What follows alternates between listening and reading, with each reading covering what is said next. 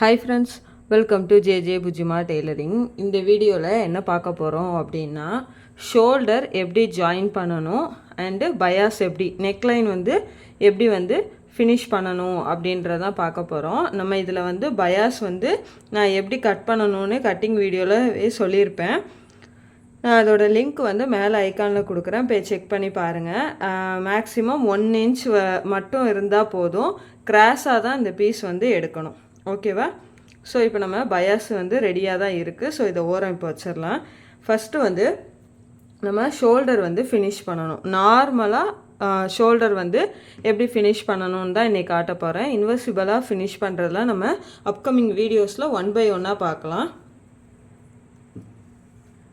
இப்போது நான் back போர்ஷனோட right side மேலே இருக்கிற மாதிரி, ராங் சைடு கீழே இருக்கிற மாதிரி வச்சுட்டு இப்போது ஃப்ரண்ட் பீஸை எடுத்துக்கலாம். சேமஸ் அதே மாதிரி ஃப்ரண்ட்லையும் எப்படி இருக்கணும், ரைட் சைடு கீழே இருக்க மாதிரி, 2 ரைட் சைடும் ஃபேஸ் பண்ணி இருக்கிற மாதிரி, 2 ராங் சைடும் வெளியில் இருக்கிற மாதிரி வச்சுக்கலாம்.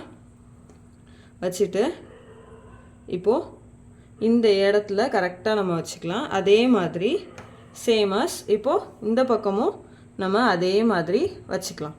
ஓகேவா? வச்சுட்டு இப்போது நம்ம 1/2 இன்ச் விட்டுருக்கோம்ல, இந்த 1/2 இன்ச்சுக்கு தையல் போட்டுக்கலாம். நெக்லைன் கிட்ட கரெக்டாக இருக்கணும். அன்இவன் இருக்க வாய்ப்பு இல்லை. சப்போஸ் லைட்டாக இருந்தால் கூட உங்களுக்கு அது ஸ்லீவ் கிட்ட தான் வரணும். நெக்லைன் சேமாக இருக்கணும். ஸோ அந்த மாதிரி கரெக்டாக வச்சு அலைன் பண்ணி நீங்கள் ஸ்ட்ரெயிட் லைன் போட்டுக்கலாம்.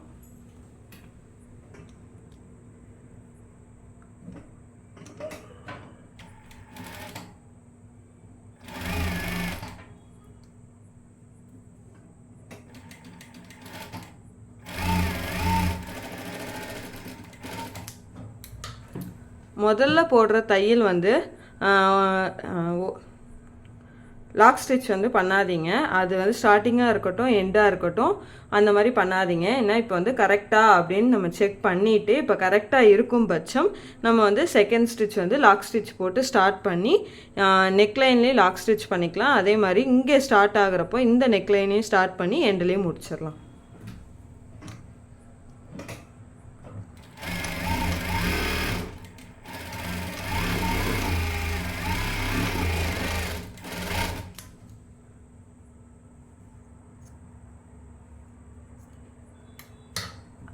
அவ்வளோதான். இப்போ நம்ம இந்த பீஸை அப்படியே எடுத்து ஓரம் வச்சிடலாம்.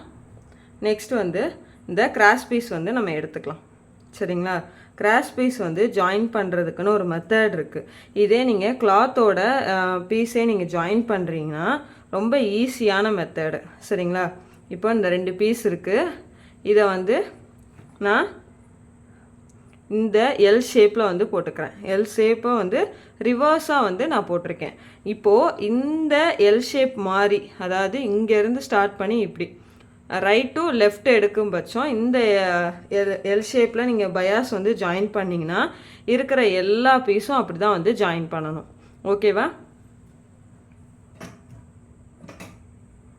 இதை கிராஸாக இந்த பாயிண்ட்டு, இந்த 2 கிளாத்தும் ஜாயிண்ட் ஆகிற இந்த பாயிண்டில் இருந்து இந்த பாயிண்டில் நம்ம கிராஸாக தையல் போட்டுக்கலாம். அதே மாதிரி நெக்ஸ்ட் பீஸ், இந்த பீஸையும் நான் சேம் அதே எல் ஷேப்பில் வச்சு நான் ஜாயின் பண்ணிக்கிறேன்.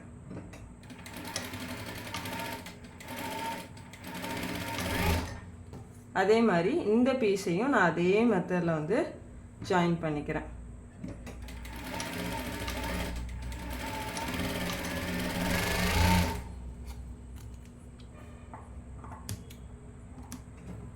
இப்போது ஜாயின் பண்ணிவிட்டு இந்த எக்ஸஸ் ஃபேப்ரிக் இருக்குல்ல, இந்த எக்ஸஸ் ஃபேப்ரிக்கை நான் கிராஸாக கட் பண்ணிக்கிறேன்.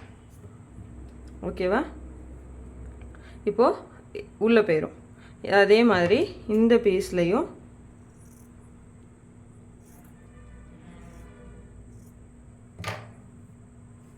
ஓகேவா? சேமஸ் இந்த பீஸ்லையும் இப்போது இந்த 3 பீஸையும் நம்ம ஜாயின் பண்ணிக்கலாம்.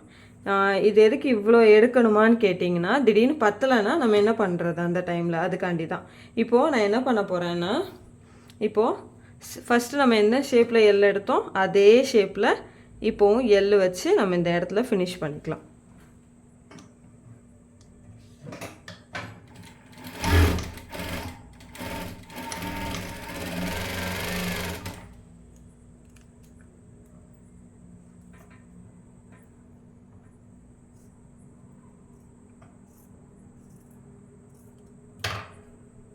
இப்போது நம்ம எடுத்தாச்சு.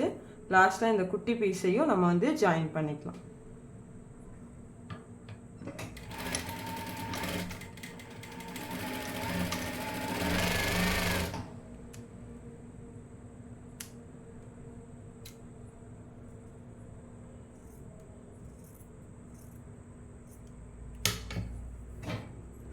இப்போது நம்ம பயாஸ் வந்து ரெடி பண்ணியாச்சு.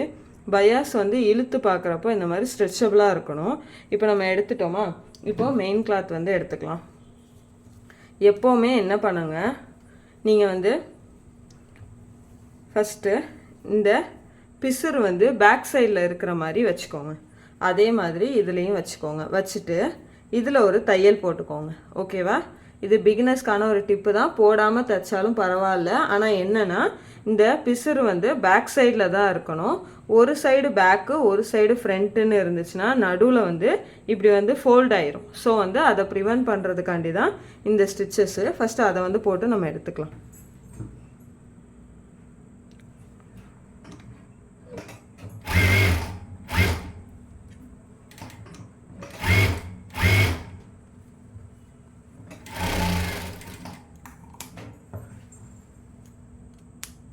நெக்ஸ்ட்டு இப்போ பாருங்கள், நமக்கு பிரச்சனையே இருக்காது. நம்ம வாட்டுக்கு ஃப்ரீயாக தைக்கலாம்.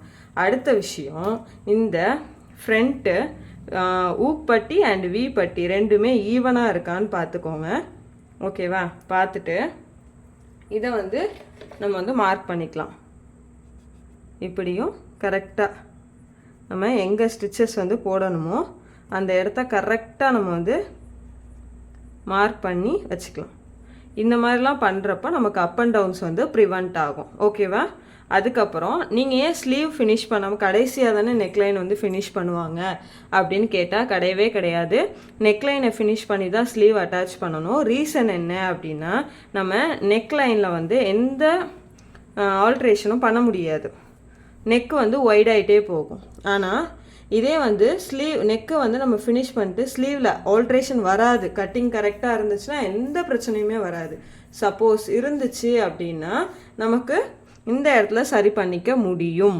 அதுக்காண்டி தான் எப்போவுமே நெக்லைனை ஃபினிஷ் பண்ணி ஸ்லீவை வந்து ஃபினிஷ் பண்ணுங்கன்னு சொல்கிறாங்க. இது வந்து ஒரு புட்டிக் ஸ்டைல் ஃபினிஷிங்கில் தான் நான் உங்களுக்கு சொல்லித்தரேன். ஆனால் சீம்லெஸ்ஸாக வந்து இந்த ஷோல்டர் மட்டும் இருக்குது. ஓகேவா? மற்றபடி ஒன்றும் இல்லை. இப்போ நம்ம வந்து நெக்லைன் வந்து ஃபினிஷ் பண்ணிக்கலாம். அதுலேயும் இப்போது நெக்லைன் வந்து ஸ்டார்ட் பண்ணுறப்போ இந்த இடத்த ஸ்ட்ரெயிட்டாக பண்ணிக்கோங்க. ஸ்ட்ரெயிட் பண்ணிவிட்டு நம்ம வி பட்டி வந்து லெஃப்ட் சைடு வச்சுருக்கோமா, இந்த லெஃப்ட் சைடில் இருந்து நம்ம போகிறப்போ முதல்ல வந்து இப்படி ஒரு சின்ன ஃபோல்டிங் வந்து வச்சு அதை இந்த இடத்துல வச்சுக்கலாம். ஓகேவா? வச்சுட்டு இப்போ அந்த தையல் மேலேயே நம்ம ஈவனாக வந்து போட்டுட்டு வர வேண்டியதான். இந்த ப்ரெஷர் ஃபுட்டோட 2 இருக்கா, இதில் ஒரு ஃபுட்டு அளவு வந்து 0.25க்கு கொஞ்சம் கம்மியாக இருக்கும். அவ்வளோதான். சரிங்களா? இந்த அளவு வந்து நம்ம எடுக்கிறப்ப நமக்கு மெஷர்மெண்ட்ஸ் வந்து கரெக்டாக இருக்கும். நீங்கள் வந்து அந்த உங்கள் மிஷினில் வந்து இங்கே 1, 2 1/4 இன்ச்சு 1/2 இன்ச்சுன்னு எதுக்கு இருக்குன்றது தெரிஞ்சுக்கோங்க. ஸோ இந்த ப்ரெஷர் ஃபுட் அளவுக்கு நம்ம ஸ்டிச் பண்ணாவே வந்து போதுமானதாக இருக்கும். ஓகேவா?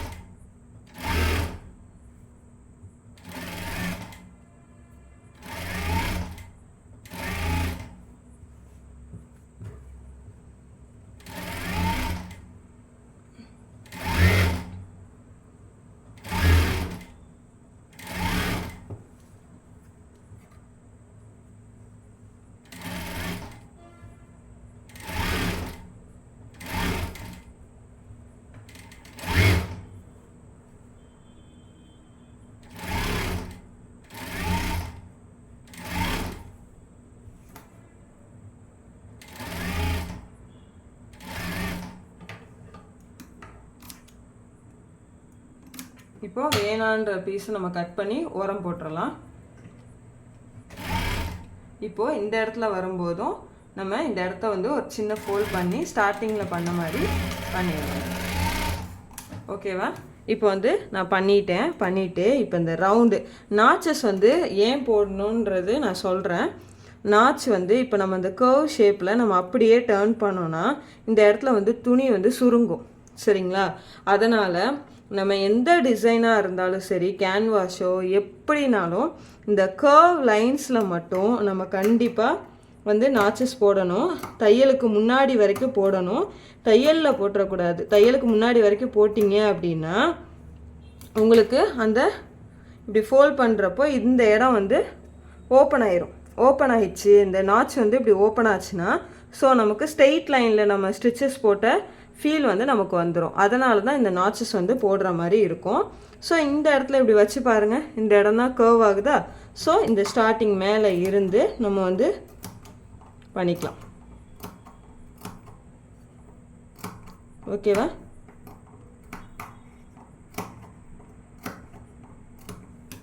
அதே மாதிரி இப்போது இந்த ரவுண்டு நெக்கு ஃபுல்லாகவே நான் வந்து நாச்சஸ் வந்து போட்டுக்கிறேன்.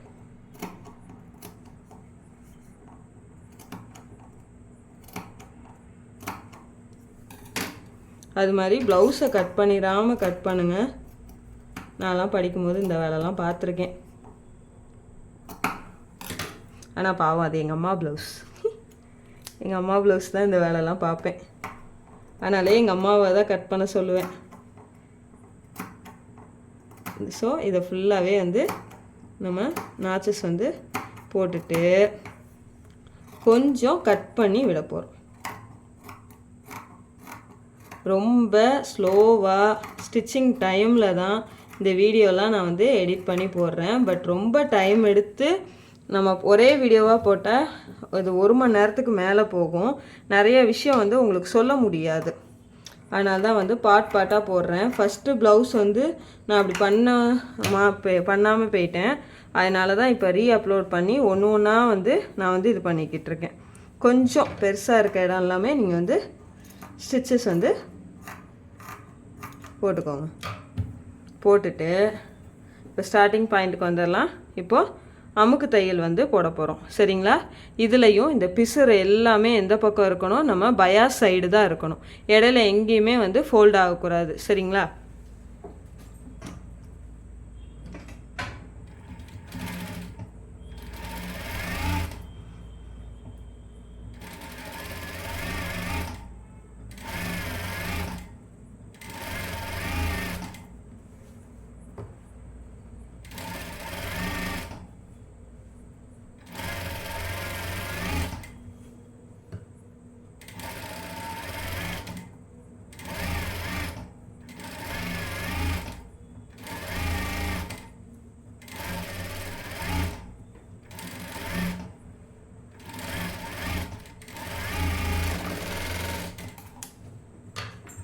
இப்போது நம்ம வந்து தச்சுட்டு இப்போ மறுபடியும் ஸ்டார்டிங் பாயிண்ட்டுக்கு வந்துடலாம். இப்போது இந்த பாயிண்டில் இருந்து கரெக்டாக இப்படி ஃபோல்ட் பண்ணிக்கலாம். நம்மளோட அந்த பயாஸோட அளவு வந்து இந்த அளவுக்கு இருந்தால் போதும். ஹெம்லைனுக்கு இப்படி இருந்துச்சுனாவே நமக்கு போதும் இல்லையா? ஸோ நான் அதை பேஸ் பண்ணி கரெக்டாக இப்போ வந்து வச்சுக்கிறேன். நிறைய பேர் உள் பக்கம் திருப்பி இப்படி வச்சு தைப்பீங்க. அப்போது வந்து இங்கே எந்த அளவில் வருதுன்னு நமக்கு தெரியாது.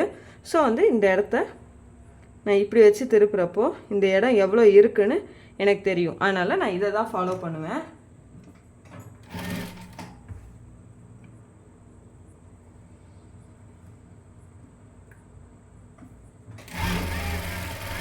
தையல் போடுறது இந்த ஒட்டில் போடுங்க, அப்போ தான் கரெக்டாக இருக்கும்.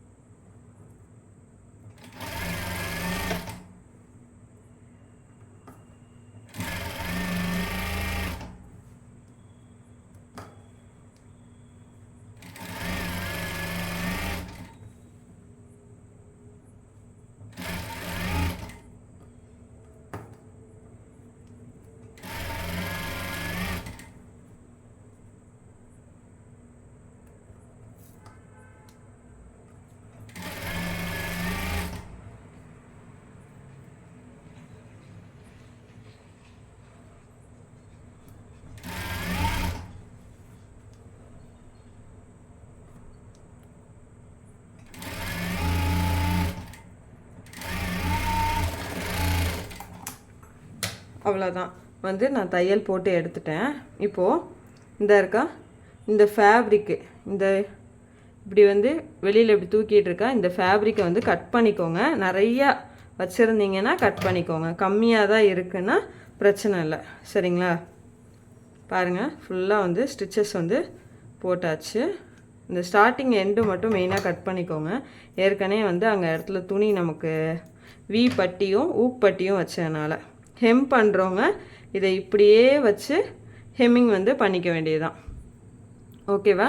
நான் இதில் வந்து ஹெம்மிங் எப்படி பண்ணணும்னு சொல்லி காட்டுறேன். ஆனால் போன வீடியோவில் நான் வந்து மிஷினில் எப்படி ஸ்டிச்சஸ் போடணும்னு சொல்லி தான் நான் கொடுத்துருக்கேன். ஸோ இதில் வந்து நான் ஹெம்மிங் எப்படி பண்ணணும்னு சொல்கிறேன். இப்போ நம்ம நெக்லைன் வந்து ஃபினிஷ் பண்ணியாச்சு. பாருங்கள், இது வந்து அழகாக அப்படி உள்ளே போயிடும். ஓகேவா? நீங்கள் மிஷின்லேயே தையல் போடணுன்னா இந்த ப்ரெஷர் ஃபுட் அளவுக்கு வந்து தையல் வந்து போட்டுக்கோங்க. ஓகேவா? நெக்ஸ்ட்டு வீடியோவில் ஸ்லீவ் எப்படி அட்டாச் பண்ணணும், சைடு எப்படி ஜாயின் பண்ணணும்னு சொல்லி நான் நெக்ஸ்ட்டு வீடியோவில் சொல்கிறேன். இந்த வீடியோவில் ஏதாவது டவுட் இருக்குன்னா கீழே வந்து கமெண்ட் பண்ணுங்கள். நம்ம சேனலை மறக்காமல் லைக் அண்ட் ஷேர் சப்ஸ்கிரைப் பண்ணி சப்போர்ட் பண்ணுங்கள். பக்கத்தில் இருக்க பெல் ஐக்கானை கிளிக் பண்ணுங்கள். அப்போ தான் நான் போடுற வீடியோ வந்து உங்களுக்கு உடனே வரும். தேங்க்யூ.